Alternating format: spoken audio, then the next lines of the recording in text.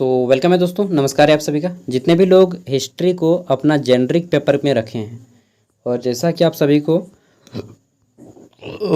बीबीयू में एग्ज़ाम देने वाला है, ठीक है, होने वाला है सेमेस्टर 1 का जेनरिक पेपर का ओल्ड जितने भी कैंडिडेट हैं उन सभी के लिए यह वीडियो बनाया जा रहा है। तो देखिए, यह सेमेस्टर 1 में 18-21 के सेशन में पूछा गया पेपर है और आपके इस साल का जो सेशन में सिलेबस तैयार किया गया है, पूछा जाएगा प्राचीन भारत का इतिहास, ठीक है, सिंधु घाटी की सभ्यता से लेकर के मौर्य काल के मौर्य कालीन इतिहास तक, ठीक है, और उसी के आधार पे यह पूरा का पूरा पेपर है, ठीक है। अभी आप लोग देख लीजिएगा, पूरा का पूरा देखिए मौर्य साम्राज्य के पतन तक।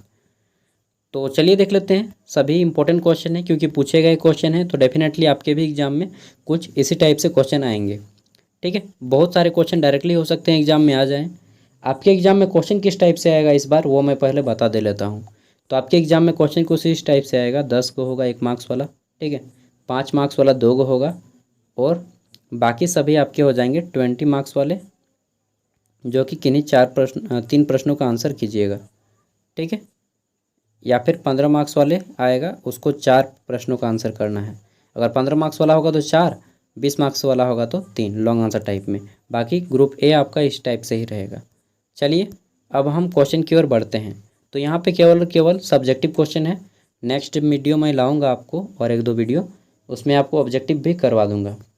इसमें हमारा पहला क्वेश्चन है कि प्राचीन भारतीय इतिहास की जानकारी के विभिन्न साधनों का तुलनात्मक मूल्यांकन प्रस्तुत करें। जो लोग इंग्लिश में लिखेंगे वो लोग इंग्लिश को पढ़िएगा। Give a comparative estimate of different source of ancient Indian history. तो दोस्तों, एंशियंट इंडियन हिस्ट्री, किसी भी चीज़ को इतिहास जानने के हमें बहुत सारे स्रोत होते हैं। पहला, किताब पढ़कर जान सकते हैं, जिसको हम लोग साहित्यिक स्रोत बोलते हैं, ठीक है, किताब हो गया, ये आपका साहित्यिक स्रोत में आ जाएगा, जिसको लिटरेसी सोर्स बोलते हैं, ठीक है। दूसरा आपका हो जाता है साहित्यिक स्रोत के बाद पुरातात्विक स्रोत, जैसे कोई भी मिट्टी का बर्तन मिल गया, चाहे कोई भी खंडहर मिल गया, तो उससे भी हम लोग इतिहास का पता लगाते हैं, तो वो हो गया पुरातात्विक स्रोत, साहित्यिक स्रोत, पुरातात्विक स्रोत। फिर एक मौखिक स्रोत होता है जो हमें सुनी सुनाई अपने पूर्वजों से मिलती है, ठीक है। इस तरह से जितनी भी होती हैं, अभिलेख हो गए, सिक्के वगैरह, ठीक है, तो जितने भी हैं इन सब के बारे में बताना है, जिससे भी हमें इतिहास की जानकारी मिलती है। अगला है प्राचीन भारतीय इतिहास पर विदेशी यात्रा वृत्तांतों से क्या प्रकाश पड़ता है, ये चीज़ आपको बताना है। तो देखिए, यहाँ पे आपको 1-2 जो इतिहासकार के द्वारा लिखा गया वह यात्रा वृत्तांत है, जैसे कि अल-बेरूनी ने लिखा है, किताब उल हिंद है, ठीक है, फिर आपका इब्न बतूता का है, तो इन फिर आपका नूनीज, इटली का यात्री नूनीज, उस टाइम तो बहुत पुराना हो गया। फिर चीनी यात्री फाहियान आया था, उसके बारे में बताइएगा, चीन का, ठीक है। तो ये सभी जो है बौद्ध धर्म, जैन धर्म से प्रेरित होते होते यहाँ पे आए थे प्राचीन भारत में। उन सब के बारे में बताना है कि कौन कौन से बुक लिखे हैं। अगला है सिंधु घाटी सभ्यता के आर्थिक स्थिति के विषय से आप क्या जानते हैं, ये चीज़ बताना है। What do you know about the economic condition of Indus valley civilisation. तो दोस्तों, सिंधु घाटी सभ्यता के लोग बता दीजिए कि वे लोग एक तरह से व्यापारिक और नगर सभ्यता थी, ठीक है। वहाँ के लोग एक तरह से शहर के लोग हुआ करते थे। आज का दिल्ली समझ लीजिए, वो उस ज़माने का संपूर्ण भारत का दिल्ली था, ठीक है। पूरा एकदम सुसज्जित, नालियों में लगा हुआ था, स्नानागार था, पक्की ईंटों के मकान थे। डिटेल में बता दीजिएगा।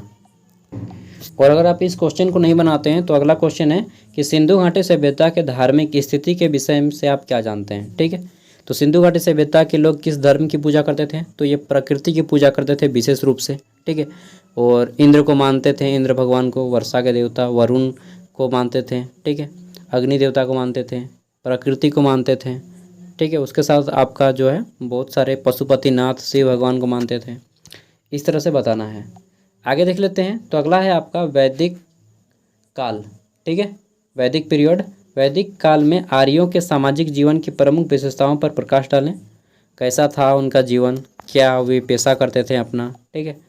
आगे देख लेते हैं। अगला है, अगर आप इसको नहीं बनाते हैं तो अथवा में आएगा आपका ऋग्वैदिक समय में आर्यों की धार्मिक जीवन का एक विवरण प्रस्तुत करें, ठीक है। तो ऋग्वैदिक समय में आर्यों के धार्मिक जीवन का एक विवरण प्रस्तुत करना है। तो जितने भी क्वेश्चन है सभी इंपॉर्टेंट है, ठीक है, सभी पे आप लोग घर पे 50-50 वर्ड करके रेडी कर लीजिएगा। आगे देख लेते हैं। नेक्स्ट क्वेश्चन है हमारा, उत्तर वैदिक कालीन राजनीतिक एवं धार्मिक दशा पर एक निबंध लिखें। ठीक है। नेक्स्ट है 5 नंबर यहाँ पे कि वर्ण व्यवस्था एवं जाति व्यवस्था की उत्पत्ति और विकास पर प्रकाश डालें। ठीक है। नेक्स्ट देख लेते हैं हमारा 6 नंबर। तो वर्ण व्यवस्था, प्राचीन काल में कितने वर्ण थे? 5 न 4 को वर्ण था यार। ठीक है। ब्राह्मण, क्षत्रिय, वैश्य, शूद्र। आगे देख लेते हैं, महावीर के जीवन और उनकी शिक्षाओं पर प्रकाश डालें। ठीक है। और अगर आप इसको नहीं बनाते हैं तो बुद्ध और महावीर जो दोनों धर्म है ना, एक ही साथ जन्म लिया और क्या बताएं, एक ही राज्य बिहार नेपाल सटे सटे हैं एकदम, दोनों समीप समीप में, और एक दोनों दूसरे एकदम भाई जैसा है, एकदम सेम एज में। ठीक है। आगे देख लेते हैं, बौद्ध धर्म की सफलता के कारणों की विवेचना करें कि बौद्ध धर्म क्यों सफल रहा। हालांकि अभी जो है पूरे विश्व में 2nd नंबर पे बौद्ध धर्म ही है। हिंदू धर्म सबसे टॉप लेवल पे धर्म कौन सा है अभी? क्रिश्चियन ना। 2nd पोजीशन किस धर्म में है? सबसे ज़्यादा धर्म है आपका बौद्ध धर्म। ठीक है। पूरा का पूरा चीन बौद्ध धर्म मानता है और बहुत सारे कंट्रीज़ में बौद्ध धर्म चलता है। ठीक है। उसके बाद आपका 3rd नंबर पे आता है मुस्लिम, 4th नंबर पे आता है हमारा हिंदू धर्म। आगे देख लेते हैं। तो आप जिस भी धर्म की है सभी धर्म का रिस्पेक्ट करना चाहिए। प्रत्येक धर्म को ना तो कोई बड़ा है ना कोई छोटा है। ठीक है। सब अपने आप में अच्छे हैं और सब मानवता के लिए आगे बढ़ाते हैं।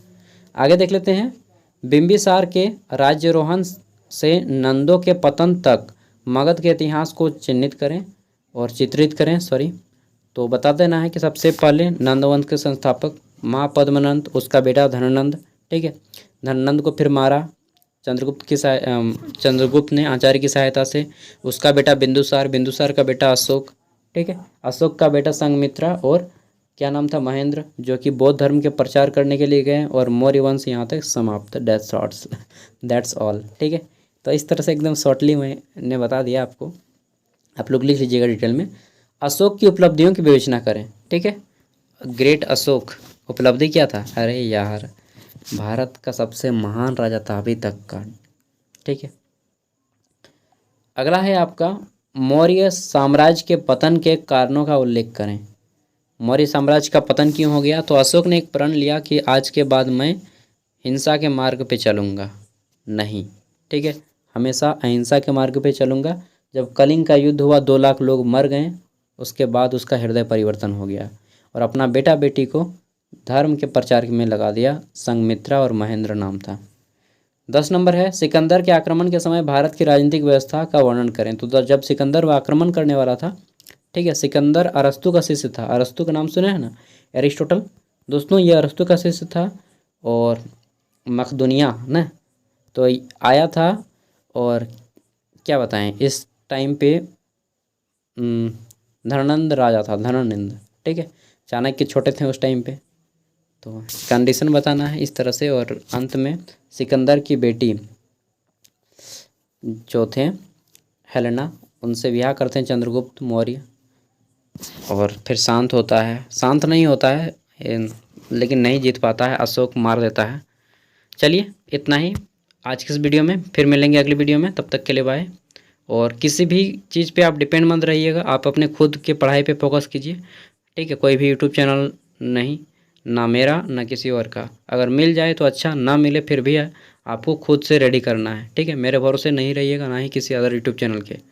ये प्लस पॉइंट है, आपको मिलेगा तो अच्छी चीज़ है और नहीं मिलता है तब भी आपकी कोई तैयारी में कमी नहीं आनी चाहिए। हाँ, मिल जाएगा तो अच्छी बात है यार, प्लस पॉइंट है। ठीक है। क्योंकि इनसे एग्ज़ाम में आपकी प्रिपरेशन डेफिनेटली अच्छा ही काम करता है। लेकिन नहीं मिले तो कभी भी हताश मत होइएगा। ठीक है दोस्तों, मैं आपको अपने ऊपर डिपेंड नहीं रहने देना चाहता। Thank you, bye. वैसे मैं ऐसा दूँगा। ठीक है।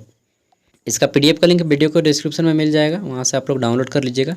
सेमेस्टर 2, 3 एंड 4 के भी मैं क्वेश्चन पेपर जल्दी आपको दे दूँगा। Thank you, bye.